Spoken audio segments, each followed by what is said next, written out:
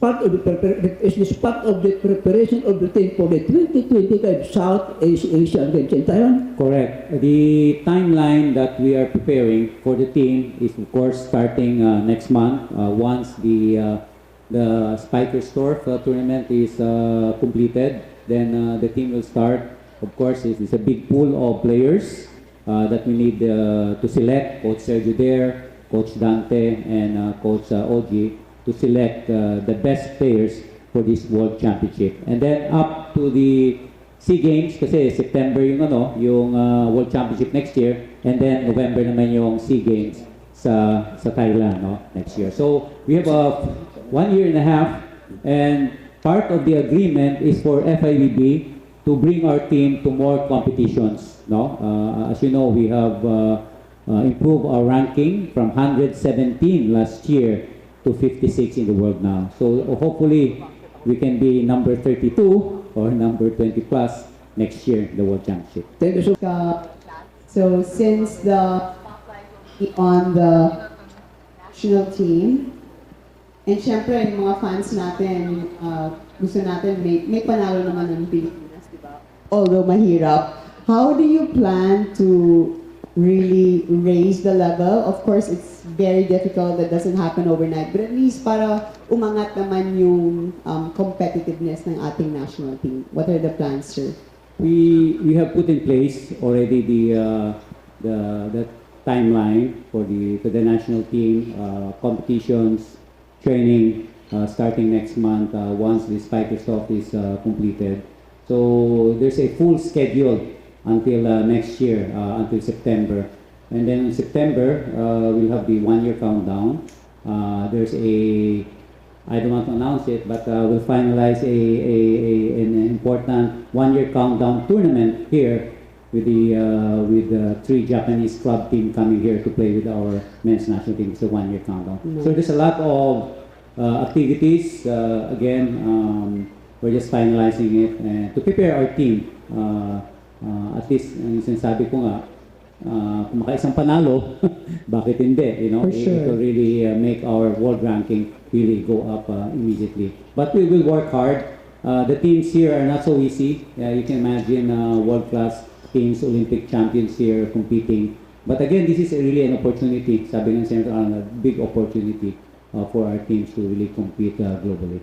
As a volleyball association, so for sure magkakaroon ng interest yung mga batang lalaki na makakakita sila ng wow, ang galing pala. So, are there any programs in place perhaps to follow through on the expected spike in interest sa volleyball?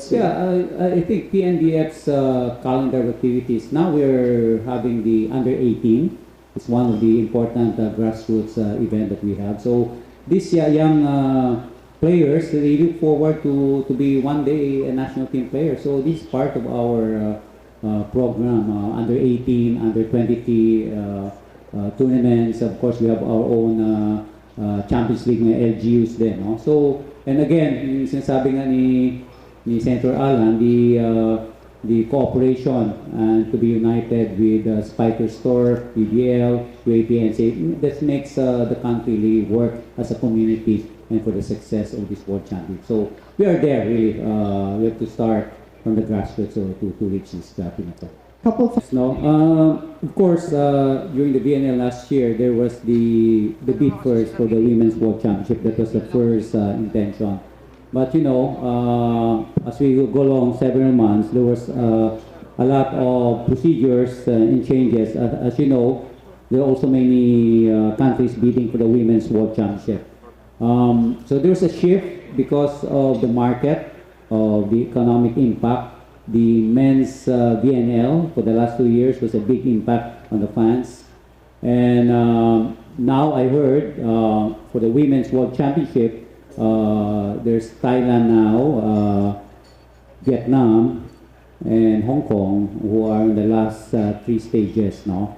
But I think, I'm not so sure, but Thailand has a big push because they have a high world ranking team sa Thailand, and even the tourism minister of Thailand is very enthusiastic to have also a single hosting. This is what I heard. So the Women's World Championship will be announced by April. But again, sinabi nga ni Senator Alan sa akin after we won this bid, sunod naman Women's World Championship. Because now, the World Championship, hindi na every 4 years. I think it's only valuable, or FIVB does this, it's every 2 years because there's a lot of demand from the National Federation, from countries, to host a World Championship. So hindi na nag-aantay ng 4 years before the next event. So after 2025, meron na sa 2027. No? So I don't want to let you know about the country, but meron ng host sa 2027 World Championship for men and women. So that was a shift. No? So there's a lot of discussion, bidding process, changes. So and then finally we were able to get the men's World Championship. In terms of the match venues po, what are the proposed venues that were presented po? And is the Philippine Arena po, given the logistical concerns from the World Cup, in consideration? During the announcement, the FIVB and Valuable World, after also making inspections, the two competition venues will be MOA Arena as Site A, we call it Site A, and Smart Arena Coliseum for Site B. So both venues will be the competition venues, but the quarters, the semifinals and finals will be held at MOA Arena. This is September 12 to 28. That's 17 days. There was a intention of bringing the championship to Cebu, no? Because SM through Hansi is building a new arena there, no? But unfortunately, it will be completed only in September of next year. So hindi aabot sa World Championship. But as discussed with Hansi, we're looking forward for other future events sa Cebu. Of course, siyempre si Secretary Frasco din excited sana madala sa Cebu, and including Governor Gwen. But we're looking at a future world event in Cebu after September 2025, because when you do inspection, you have to prepare, and then itong mga teams naman natin, it's like the FIFA World Cup, they come here 2 weeks before.